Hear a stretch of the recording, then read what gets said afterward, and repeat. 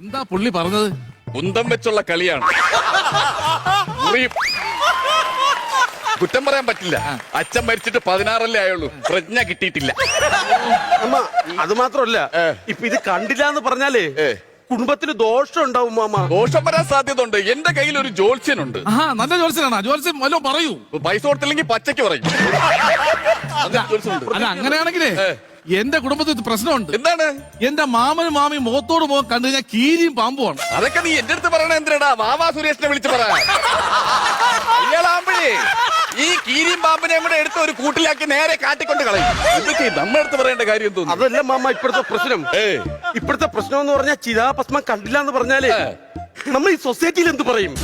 ആദ്യം നമ്മുടെ വീട്ടിലുള്ള ആളുകളുടെ എണ്ണ എടുക്കണം. എന്നിട്ട് 1 ലിറ്ററോ 2 ലിറ്ററോ നമുക്ക് ചോദിക്കാം. ഒരു അണ്ടാവ് ചോദിച്ചാൽ സൊസൈറ്റി തരില്ല. എന്തോന്ന്? അല്ല, സൊസൈറ്റി പോയി എന്ത് പറയുന്നു?